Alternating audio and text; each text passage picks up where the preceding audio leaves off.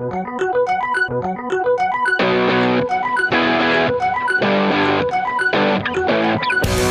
pregame show continues here on the Westmoreland Sports Network. Hempfield area and Butler set to square off in a bit. We're now joined by the head coach of the Spartans, Rich Bowen.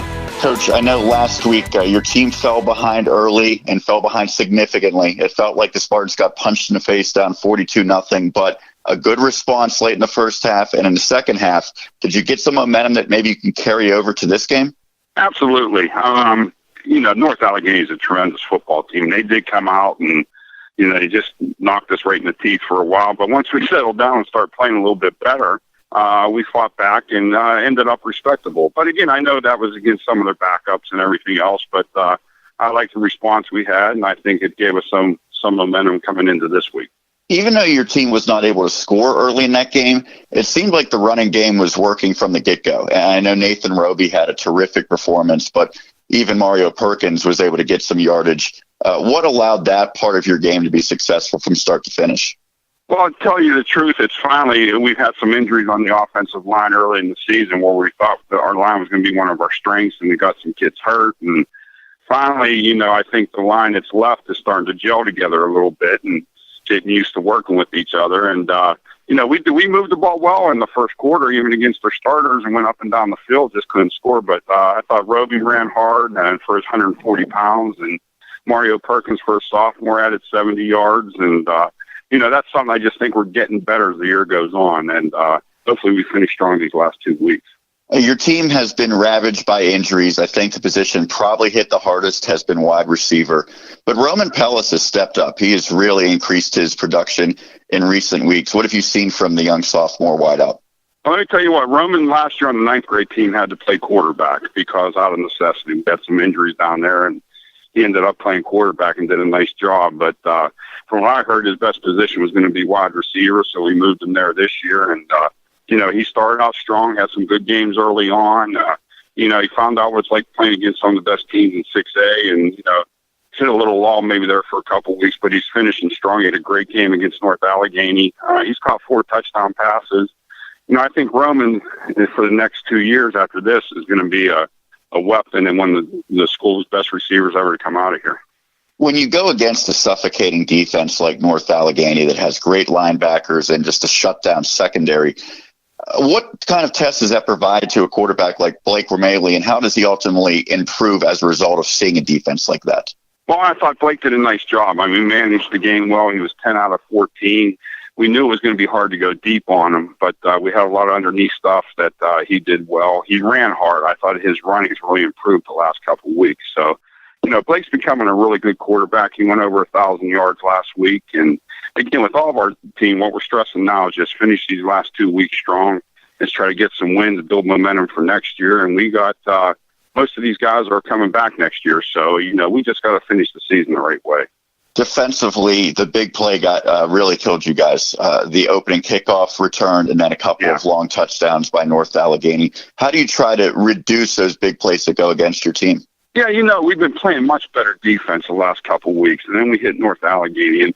And North Allegheny's team speed is just outstanding. They're fast at every position, and it's hard to replicate that in practice and duplicate that. It just was hard for us to get used to their speed. And, they have athletes at tight end, at slot receivers, at spread receivers. The running backs are fast. The quarterbacks, they rotate a couple in. They all can run and throw. So they provide a stiff challenge. But, we were very happy with our defense over the last couple of weeks. We just ran into a buzzsaw on last Friday night, and we got to regroup and get better this week. And like I said, we're just stressing let's finish this the right way this year. Sean Knight is a promising young player along the defensive line. I know he's going to make a lot more plays throughout the duration of his high school career, but a pick 6 from a D lineman, that has to be a career highlight for him last week. Yeah, he's a sophomore who we knew he was going to be a good player. I just had Sean in my office this week, and we were talking to him, and we told him how good he could be as a football player. He also is a very good volleyball player. He's a good athlete, good kid. We were just telling him that his football potential is unlimited, and we just want to make sure we help him reach that. So Sean knows what he has to do. He's got to get in the weight room over the next couple of years, build his body, but I think his potential is unlimited, and we're excited to see how far he can go. At the linebacker position, Dylan Ferretti has been a leader from day one here in 2018. Aside from him, who have you seen really step up throughout the course of the season on the defensive side of the football? Sure.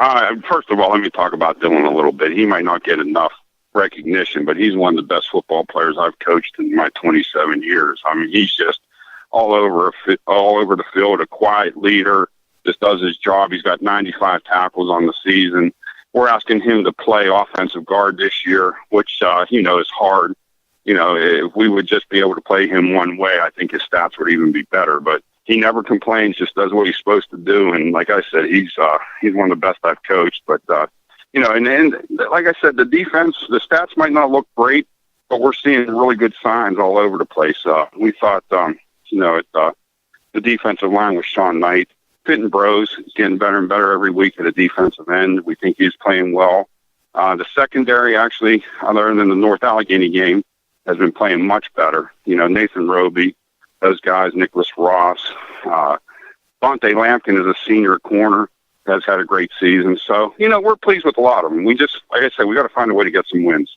Sean Myers talking to Rich Bowen, the head coach of Hempfield area here on the Westmoreland Sports Network's pregame show. We had mentioned the setback a week ago, sort of lopsided, at least early going. Your team has played competitive against some strong teams like Seneca Valley, Central Catholic as well.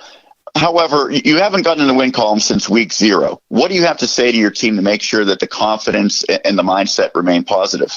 It's not easy.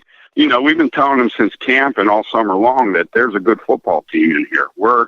We got the potential to be a good football team, and we just got to find a way to make it happen. And we've been stressing that all season. And, it's hard. You lose 7 in a row, but I tell you what, the attitude's been great. Practices have been great. When we get an injury, the next kid has stepped up and gone right in, and performed to their potential. I mean, there's a ton of positives from the season already. And, as a coach, you got to handle every situation. It would be nice to be 8-0 right now, but that's not what we are. We're 1-7. And, we just got to adapt to that situation. And I still believe there's a good football team here. And I'll never doubt that. And like I said, we just got to find momentum this week and build off of that and go into next year with hopefully a couple wins at the end of the season here. Yeah, to your point, there certainly could be light at the end of the tunnel. I think 2 very winnable games at home against Butler and then at Plum to wrap up the regular season. What's going to be key to finish 2018 with a pair of wins? Well, let me tell you what, Butler's a lot like us. I mean, they play a lot of young kids.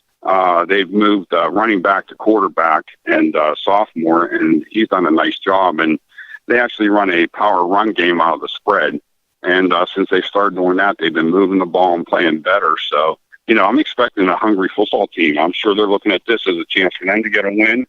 But we got to rise to the challenge here and not let that happen. So we're in for a battle tonight. I know that. The kids know that. But hopefully we play well and we get that W.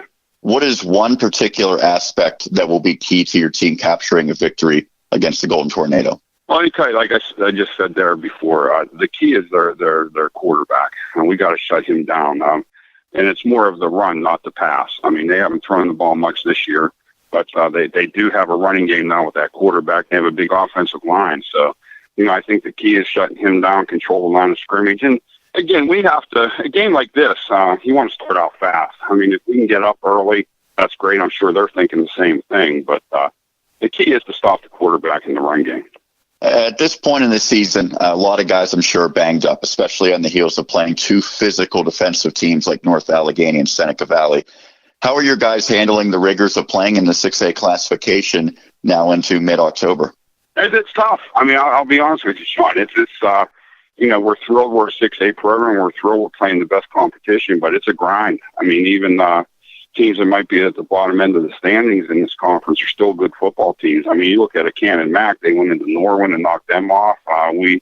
We played a great game down there against them, almost had that game won. So it's anybody can knock anybody off every week just about. And it is a grind, and, it's tough on the body. And when you're playing a lot of sophomores and juniors, you hit a wall sometimes, and we just got to find a way to get through that.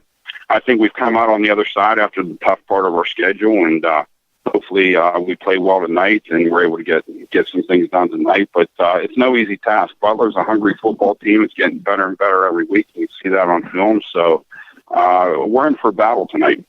And lastly, it is the final home game of the 2018 season.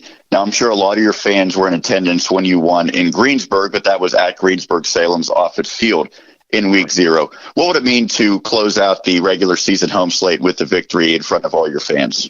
That'd be great. It's senior night. We want to send these seniors out the right way. You know, the fans here support us all the time. We travel well on the road. We probably one of the better 6A traveling teams as far as taking fans on the road. It's been nothing but a lot of positives. And, the payday at the end of the week is to get a W. And we haven't had one in a while. So there would be nothing better than that, and to send these seniors off the right way and to keep building momentum for the last game and going into the next season. Coach, appreciate it as always. Thanks for taking the time. You got it, Sean. That was head coach Rich Bowen joining us here on the Westmoreland Sports Network. We'll take a quick break, and when we come back, we'll continue pregame. It's all here on the Westmoreland Sports Network's coverage of Hempfield Area Football 2018.